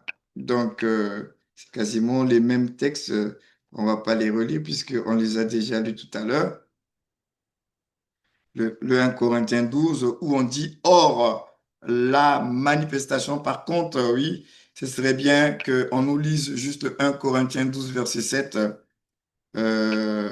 puisque tout à l'heure on avait lu le verset 8, mais on va lire juste le verset 7. 1 Corinthiens 12, verset 7. 1 Corinthiens 12, verset 7. Or, à chacun, la manifestation de l'Esprit est donnée pour l'utilité commune. Vous avez vu, pour l'utilité commune, l'onction donnée est destinée. Donc l'onction donnée, donc l'onction qui est un don de Dieu donné est destinée à une utilité bien spécifique, l'utilité commune. Il y a cette notion de communauté. Ce n'est pas quelque chose de personnel, c'est quelque chose qui est là pour bénir la communauté. Donc quand Dieu te oint, c'est pour que tu deviennes une source de bénédiction pour les autres. Quand Dieu te oint, il fait de toi un peu comme un robinet. Le robinet, son rôle, c'est de permettre, c'est d'être un véhicule de l'eau. De telle sorte que lorsqu'on ouvre le robinet, c'est un grand nombre qui bénéficie de cette eau. C'est ça le robinet. Un robinet, mais qui de par son utilité, permet à un grand nombre de pouvoir être désaltéré. Ben, vois ta vie comme un robinet, que tu es un robinet et que l'onction, les grâces de Dieu dans ta vie, ce n'est pas pour toi. Le robinet, l'eau qui passe par le robinet, ce n'est pas pour le robinet. Mais le robinet bénéficie aussi de cette eau parce que ça passe à travers lui. Mais ça ne s'arrête pas avec lui. Ça fait que passer à travers lui, il en bénéficie. Et il y a un relâchement qui est là. Mais ça passe quand même. Quand vous ouvrez le robinet, le temps que d'où ça vient, là, ça va passer par la tuyauterie. Il va ressentir cette eau aussi. Mais le but, ce n'est pas juste pour qu'il ressente l'eau. Imaginez un robinet qui n'a pas de sortie. Et que l'eau est peut-être à, je prends juste une image, l'eau est peut-être à 5 mètres. Et que quand on ouvre le robinet, on fait un appel de cette eau-là, comme si on pompait, et puis en pompant, l'eau monte, l'eau monte, l'eau monte jusqu'à la tête du robinet. Mais le robinet en question, comme il n'y a pas la voie de sortie, l'eau reste que à ce niveau-là, que dans la tuyauterie, et ça ne sort pas. À ce moment-là, il n'y a que le robinet qui en profite. Ça fait que monter, descendre, monter, descendre. Mais le Saint-Esprit et nous, Et cette histoire d'onction, c'est pas comme ça. Il y a une voie de sortie. C'est que nous devons comprendre, c'est qu'il y a une voie de sortie. Ce n'est pas pour nous. La voie de sortie, ce sont les autres. La voie de sortie, c'est que ce que j'ai reçu là, c'est pour être relâché à des personnes bien spécifiques. Donc, c'est pas pour moi. C'est important de le savoir. C'est pourquoi nous disons que nous sommes toujours un pour. Là, nous parlons de l'onction destinée, l'onction qui a un but. L'onction a toujours un destinataire, un but, un objectif, une raison d'être. Et c'est là où j'aimerais vous dire, frères et sœurs, quand vous demandez à Dieu, vous allez en jeûne et prière pour avoir l'onction. Vous voulez avoir l'onction, pourquoi? Je jeûne pour avoir l'onction. Tu veux avoir l'onction, pourquoi tu cherches l'onction? Parce qu'il y a des gens qui cherchent l'onction. Vous cherchez l'onction, pourquoi? Ça, c'est ceux qui cherchent là. En dehors de ceux qui ont été touchés par la grâce divine, sans qu'ils se rendent compte, Dieu les a oints. Hein. C'est même pas eux qui ont demandé, puis Dieu les a oints. Et puis il y a ceux qui aspirent et qui cherchent. Donc quand toi tu es de la catégorie de ceux qui cherchent là, toi tu cherches l'onction. Pourquoi tu cherches l'onction? Parce que si tu cherches l'onction, comme nous le disons, pour punir les gens du quartier, pour montrer que tu es quelqu'un de spirituel, que Dieu est avec toi, que tu es l'homme ou bien la femme de Dieu, sache que Dieu ne te le donnera pas. Mais si quand même, avec ces dispositions intérieures, tu sembles avoir reçu une onction, il faut te poser la question, est-ce que c'est l'onction de Dieu ou bien c'est une autre onction que tu as reçue? Parce que nous avons vu que dans le domaine de l'onction et du surnaturel, il n'y a pas que Dieu. Donc Dieu, quand il oint, c'est pour un but. Voilà pourquoi quand vous priez, Seigneur, je veux ton onction, examine d'abord ton propre cœur. Pourquoi tu veux l'onction? Quand vous voyez dans Actes chapitre 4, ils ont demandé, en fait, ils demandaient l'onction, les capacités à Dieu. Ce serait bien qu'on puisse lire ça dans Actes chapitre 4. Ils ont reçu de Dieu, ils ont été visités, mais ils demandent encore à Dieu. Vous savez qu'il y a des choses qu'on peut demander. En matière d'onction, de puissance, de vie spirituelle, surnaturelle, on peut demander à Dieu. D'ailleurs, même, il y a un texte de la Bible, peut-être qu'on le verra prochainement, ou bien on dit aspirer aux dons les meilleurs. On peut aspirer aussi à des dons. On peut aspirer aux grâces. Mais la question, c'est le pourquoi. Hein. Quand vous lisez, par exemple, Acte, on est dans Acte chapitre 4, ils vont prier à partir du verset 27. Est-ce que quelqu'un peut nous lire Acte chapitre 4 à partir du verset 27 à 31? Vous comprendrez qu'on peut demander, mais le but, c'est le pour là. Vous demandez pourquoi. On ne vous interdit pas d'aspirer, de rechercher des signes et des prodiges. Mais pourquoi vous cherchez ça? Et là, nous avons un modèle apostolique qui nous aide pour nous dire qu'il y a toujours un but. Et si le but convient à Dieu, alors c'est lui qui va vous donner son onction, il va répondre. Mais si ça ne convient pas à Dieu, vous risquerez de recevoir autre chose et qui ne vient pas du Saint-Esprit. Est-ce qu'on peut lire Acte chapitre 4, verset 27? Même, Acte 4. oui, à partir du verset 26, hein, 26-31 pour mieux cerner le contexte. Ok, acte 4, verset oui, verset 26, 27. Les rois de la terre se sont soulevés et les princes se sont ligués contre le Seigneur et contre son roi. En effet, contre ton saint serviteur Jésus, que tu as oint, Hérode et Ponce Pilate se sont ligués dans cette ville avec les nations et avec les peuples d'Israël pour faire tout ce que ta main et ton conseil avaient arrêté d'avance. Ah non, oui, oui, c'est ça. Continue jusqu'à Je pense que... 31, oui. Ok. Et maintenant, Seigneur, vois leurs menaces et donne à tes serviteurs d'annoncer ta parole avec une pleine assurance, en étendant ta main pour qu'il se fasse des guérisons, des miracles et des prodiges par le nom de ton par le nom de ton saint serviteur Jésus. Oui, jusqu'à 31, on continue.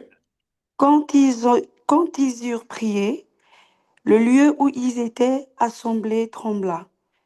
Ils furent tous remplis du Saint-Esprit et ils annonçaient la parole de Dieu avec assurance. Amen, vous avez vu? C'est pas là qu'on va s'arrêter ce soir. Vous voyez qu'ils demandent à Dieu des signes, des miracles, des prodiges par le nom de ton saint serviteur Jésus-Christ. Ils veulent voir des signes et des miracles, mais pas pour leur gloire à eux. Parce qu'ils veulent, il y a un besoin qui est là. Il dit au verset 29, maintenant Seigneur, vois leurs menaces. Ils nous menacent, on est oppressés, tiraillés à droite et à gauche. Vois leurs menaces et donne. On parle de l'onction donnée, ils veulent recevoir quelque chose. Et donne à tes serviteurs d'annoncer ta parole avec une pleine assurance.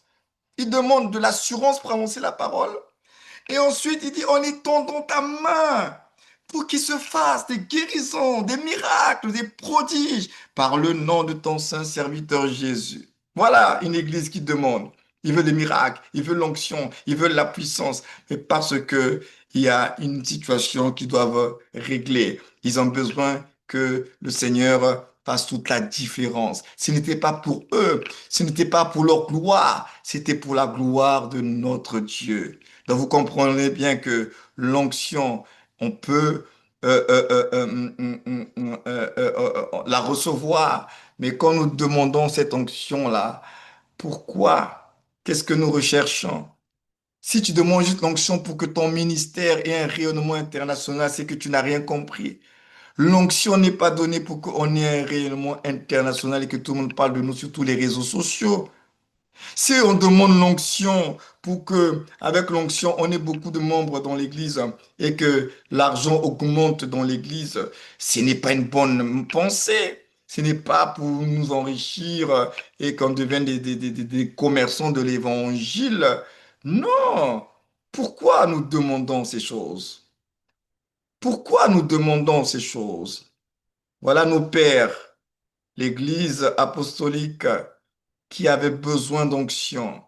Donc, on a défini l'onction, on a parlé de capacité. Ils avaient besoin de capacités surnaturelles. Mais pourquoi ils en avaient besoin? Et ce soir, on va s'arrêter là pour que la semaine prochaine, pour terminer ce module 6, que tu te poses des vraies questions. Puisque nous, tout le monde court derrière l'onction aujourd'hui. Tu veux l'onction, tu veux la puissance, mais la question est pourquoi tu veux ça? Pourquoi? Pourquoi tu veux l'onction? Tu la veux pourquoi? Je la veux, je la veux. Tu veux l'onction là, mais pourquoi tu veux cette onction? Tu veux la puissance de Dieu, pourquoi tu la veux? Pourquoi? Quand tu répondras au pourquoi là, avec honnêteté, peut-être que tu vas revoir tes motivations. Pourquoi, quand tu pries, tu dis Seigneur, je veux l'onction, je veux ta puissance, je veux que des miracles se fassent. Peut-être parce que tu as remarqué que l'environnement dans lequel où tu es, ce sont des gens qui sont trop incrédules et que ce n'est pas le discours qui pourra les amener à la conviction par rapport à ton Dieu, bah, et que tu as peut-être besoin que par des signes et des prodiges que Dieu puisse attester que réellement il est Dieu dans ta vie. Pourquoi? Si c'est ça, oui, c'est louable. Tu veux que les gens viennent à Jésus, que toi, tu ne te sens pas capable. Tu sens que bah, les discours, ça n'a pas produit grand-chose. Seigneur, je veux plus. Mais, et le plus, là, ce n'est même pas pour te faire un nom. Le plus, là, ce n'est pas pour ta renommée. Ce n'est pas pour ta gloire. Le plus, là, c'est pour que ton Jésus, là, soit glorifié. Et que les gens se disent que vraiment le Dieu qui prie, le Dieu qui a pris, là, vraiment, c'est que cette affaire de Dieu, Dieu, là, c'est sérieux. Pourquoi tu veux l'onction? Pourquoi tu veux la puissance? Pourquoi tu veux les miracles? Pourquoi tu veux les signes? Pourquoi tu veux que Dieu fasse de toi un grand homme de Dieu, une grande femme de Dieu? Quelquefois, on a des prières comme ça. Quelqu'un qui dit, oui, je prie que tu sois un grand homme de Dieu, une grande femme de Dieu. Mais la question est encore sur le pourquoi. Pourquoi? Pourquoi on va être des grands hommes et des grandes femmes? Pour quel but? Si la grandeur, ce n'est que juste parce qu'il faut être grand, alors ça sert à rien. Ça sert à rien. Parce que le but de la vie, c'est pas de devenir grand. Ce n'est pas ça notre but. Ce n'est pas ça le but de la foi chrétienne. Dieu nous rend grands, pourquoi? Quand Dieu rend grand quelqu'un, c'est parce que c'est Dieu qui le fait d'ailleurs de toute façon. Quand Dieu rend grand quelqu'un, quand Dieu donne de la renommée à quelqu'un, il y a un but toujours que Dieu poursuit. Mais cette renommée et cette grandeur ne sont pas le but de Dieu. C'est que Dieu va utiliser cette renommée et cette grandeur pour atteindre son but à lui.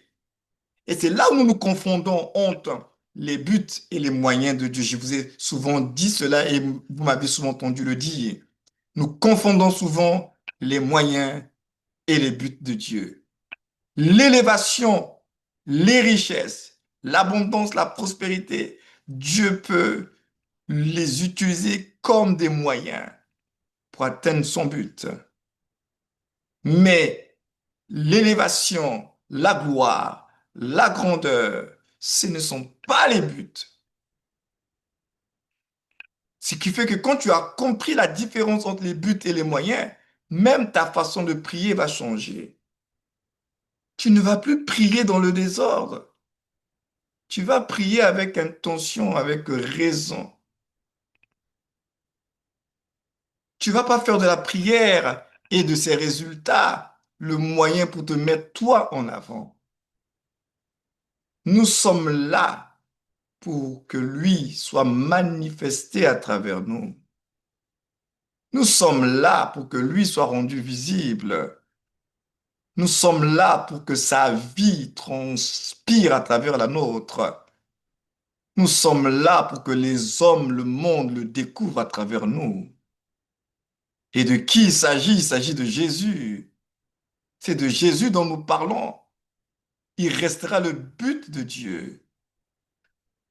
Ceux qu'il a connus d'avance, il les a prédestinés à devenir semblables à l'image de son Fils, afin que son Fils soit le premier-né d'entre beaucoup de frères. C'est ça ce que Dieu recherche. C'est que Christ soit formé, manifesté à travers nous. Donc nos vies physiques terrestres, nos avoirs, pouvoirs et savoirs que Dieu nous donne sur cette terre, c'est pour que lui soit révélé à travers ça. Que ton savoir le révèle lui, que ton pouvoir le révèle lui, que ton avoir le révèle lui, que ton abondance financière le révèle lui, que tes enfants, que ton mariage le révèle lui, que lui soit révélé. C'est pourquoi votre Bible nous encourage, quoi que vous fassiez, en parole, en acte, faites tout pour la gloire de Dieu. Or, cette gloire de Dieu s'appelle Jésus. Il est l'image du Dieu invisible. Il est le reflet de sa gloire. Alléluia, que Dieu nous aide. Alors ce soir, on va s'arrêter là et on va prier. Et comme à l'accoutumée, je donnerai le soin au pasteur Pavel de nous bénir et de prier aussi pour nous, pour la suite de notre voyage et de ces thématiques que nous sommes en train d'aborder pour retrouver l'équilibre de la foi en Christ. Déjà, tu vas prier pour toi-même et à la fin, pasteur Pavel élèvera sa voix et priera pour nous et nous recommander à la grâce de Dieu. Alléluia. Seigneur, merci pour ces choses que nous recevons et qui nous challengent encore et qui nous rappellent ce qui est essentiel pour toi, qui sont là pour nous repositionner afin que nous soyons dans la posture, dans l'attitude que toi, tu as toujours voulu que nous puissions avoir. Que nous ne sommes pas là en tant que serviteurs pour faire n'importe quoi, mais nous sommes là pour faire ta volonté. Alors oui, Seigneur, non pas notre volonté, mais ta volonté. Si Jésus, en tant que fils premier-né, l'a dit, alors Qui sommes-nous, Seigneur, pour ne pas aussi emprunter les paroles du Maître et de comprendre qu'il ne s'agit pas de notre volonté, mais de ta volonté, mais à travers nos vies. Aide-nous, Seigneur, dans tous nos manquements et fais de nous ces serviteurs et ces servantes selon le cœur de Dieu. C'est avec action de grâce que nous nous recommandons à toi, Seigneur, au nom de Jésus. Alléluia. Sœur Pavel, tu peux prier. Père, nous te disons merci pour ton peuple que tu as réuni ce soir autour de ton serviteur, à qui tu as confié cette parole si importante pour nous. Merci pour ce qui est sorti de ces lèvres de ta part. Merci pour la sagesse que tu as voulu planter dans nos cœurs et nous croyons, Seigneur, que tu l'as fait alors que nos cœurs ont été ouverts. Merci pour les interpellations également. Tu désires que nous ayons un ministère que tu valideras. Parce que le tout, ce n'est pas de faire des œuvres, c'est de faire des œuvres qui vont subsister. Amen. Des œuvres qui vont passer par l'épreuve du feu et qui subsisteront, Seigneur. Tu désires que ce peuple ne soit pas simplement sauvé comme au travers du feu sans œuvre, mais que leurs œuvres ou ces œuvres l'accompagnent, Seigneur. Je voudrais te prier, parce que tu es un Dieu qui bénit aussi, de bénir ton peuple. Et ta bénédiction, c'est pas toujours ce que nous pensons. Il est dit dans ta parole, parlons à Israël, que c'est à eux que Jésus-Christ avait été envoyé en premier, pour les bénir en les détournant de leurs péchés. Ta bénédiction qui vient de toi consiste aussi à nous détourner de nos péchés. Et je crois, Seigneur notre Dieu, que c'est cela que tu essaies de faire. Nos péchés, c'est pas toujours ce que nous pensons également. Tu as insisté sur les intentions.